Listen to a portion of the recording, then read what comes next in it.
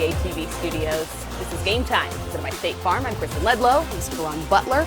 That's Drew Gooden. A very good-looking panel up here. I would say so myself. As always. Does she always open the show, or is it because I'm in town? Yes, it's because you're in town. We compliment you. That's what's happening. Thank you. And on International Women's Weekend, I appreciate you saying so. Salute. Thank you. To all the Bow down. amazing women out there. And at our network Yeah, alone. come on now. Listen, it's a 6-game Saturday in the NBA. The league, though, made headlines earlier in the day, and we've got to discuss a couple of things before we get into your highlights. The team's Twitter account posted the Brooklyn Nets and head coach Kenny Atkinson have mutually agreed to part ways. Jacques Vaughn will serve as head coach for the remainder of the season. Atkinson was general manager Sean Marks' first hire after arriving in Brooklyn back in February of 2016. Here's Sean earlier today. Look, I think what happens in the locker room, I'd like to think stays in there. I'd love to get specifics and granular on all different types of things. But at the end of the day, this is a compromise that both Kenny and I and ownership came up with. I think I've said before that it was time. Kenny grinded and did everything he could, but there was time for another voice in that locker room, and it's our job now to find it.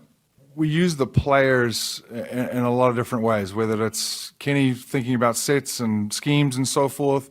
I think in this matter, this didn't involve the players. This was a matter where it was really a decision between Kenny and myself, and we brought in ownership when we needed to, and we arose at this decision. So this was purely amicable and mutually agreed upon between those parties.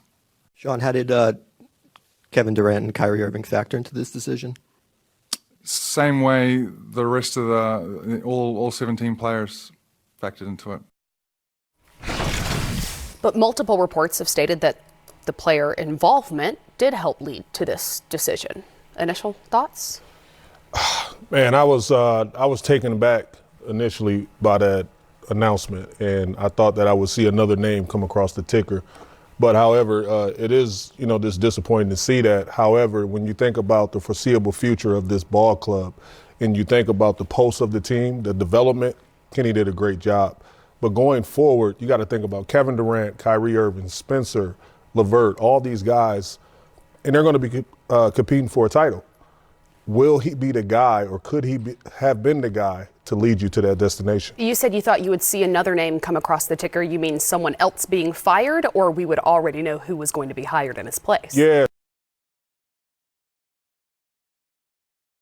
Someone else possibly being relieved of their duties just because it's a lot of expectations on multiple teams out there. I just didn't think that I would see Kenny from what he's done with the Brooklyn Nets this season so far. I mean, I think coming in, knowing in free agency you got Kyrie, you got Kevin Durant coming in, I think the light at the end of the tunnel was bright for this organization. But with those injuries and knowing you're not going to have them this season, I think Kyrie wasn't even all the way balled in this season. No doubt. As well, and the injuries compiled on top of that. It really wasn't the season for them. But credit the Nets, battling through adversity, the injuries, and what's going on this year, and still being a playoff contender in the East at a 7th seed, 8th seed right now. So I was caught off surprise. I think Coach Atkinson did a great job with this group. But, wow, it could have been another name. Yeah. I was surprised to see it was his. And you got to give him a ton of credit, though. When you talk about the development process of taking those guys in, I remember when I was a free agent and I didn't know what I was capable of doing or wanted to do going forward. And I remember visiting Brooklyn and just coming into the environment, and I seen Kenny out there with the guys, developing and teaching them the fundamentals of the game, their skill set, all those things. So he was great for the development side of things. But going forward, I just think when you're competing for a title, you want to have somebody at the helm because that window is small. Do you see a next natural fit then when you consider the qualifications? Some rumbles about Mark Jackson. Yeah, always. Whenever it's a coach vacancy, you're going to hear Mark Jackson, you're going to hear Stan Van Gundy, you're going to hear a lot of names like that. It's interesting. There's another name that has won a championship with Kyrie Irving that I haven't heard anyone mention. It'll come up. Ty Lue. Yeah. Nets owner Joe Tsai tweeting, I'm extremely grateful to Kenny Atkinson for what he's done for our franchise over the years. If we did not have him, we would not be where we are with promising young guys still improving. All the best, Kenny. Let's get to some. That is Friday. So we just gave you your entire slate of all your NBA action starting tomorrow with the game of the century. Listen, I got to sell this, okay? You have the Lakers coming off that huge win against the Bucks on Friday night. LeBron James giving you that scowl, mean mugging, coming with the numbers, making things happen, going up against the Clippers, who are, let's just say, confidently quiet coming into this game. They haven't lost to the Lakers all season. They're on a winning streak. They don't lose when everybody's healthy. I'm very excited about this game. We spoke about it in the locker room. We're going to sit at the crib and in our own individual cribs and watch. What is the thing that you're looking forward to most in watching this game on Sunday? Well, look, this, I guess in the Southland they call this the county championship. Yeah. LA City title. I mean, whatever you want to do. I want to see if LeBron James asserts himself against the Clippers the way he did against Giannis Antetokounmpo and the Bucks on Friday night.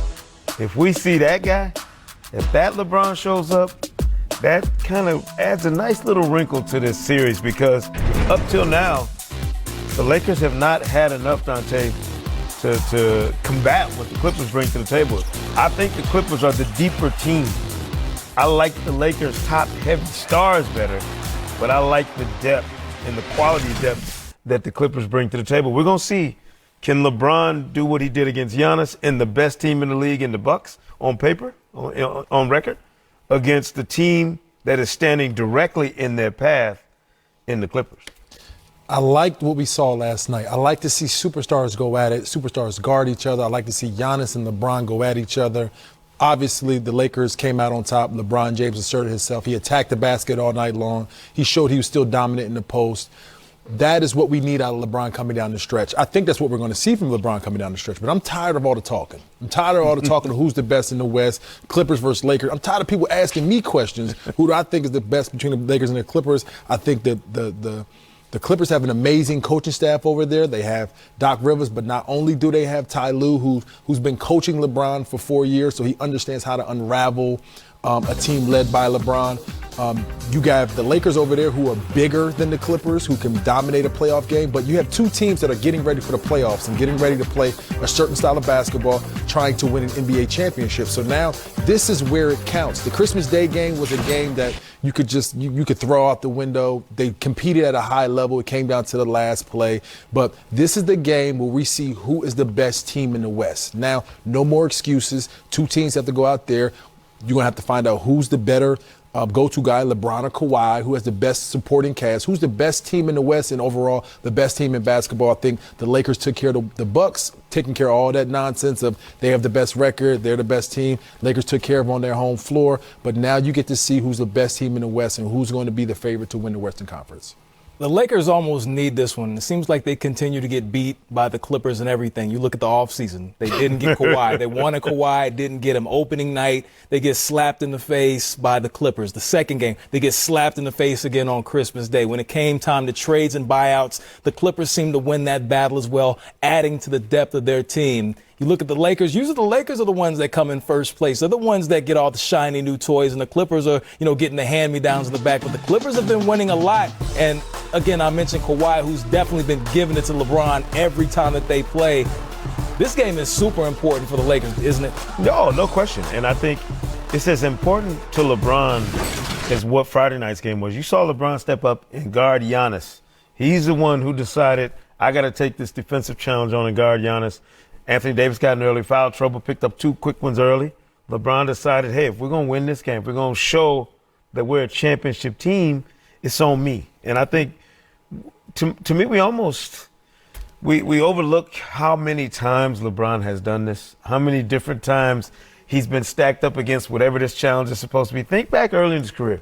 He had to get through the Celtics. He had to get through the Pistons first, remember? Mm-hmm. He had to get through the Pistons to get to the finals. Well, he did that. Had to break through and beat the Celtics at some point. He did that. I mean, every challenge he's faced, he's found a way. He had to battle the Warriors in the finals, outmanned. Nobody would tell you that he went into any of those finals with a better team.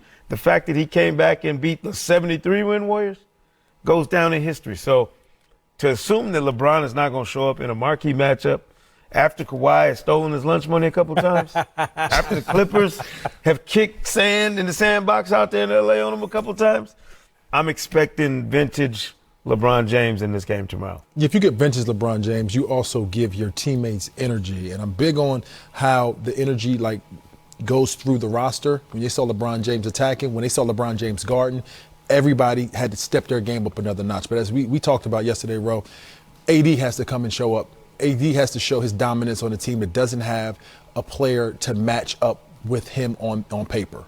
He's the best power forward in that game, so he has to be that power forward. He has to dominate on the offensive and the defensive side of the game. This is his game. This is his game for him to take over. They have matchups for LeBron. They have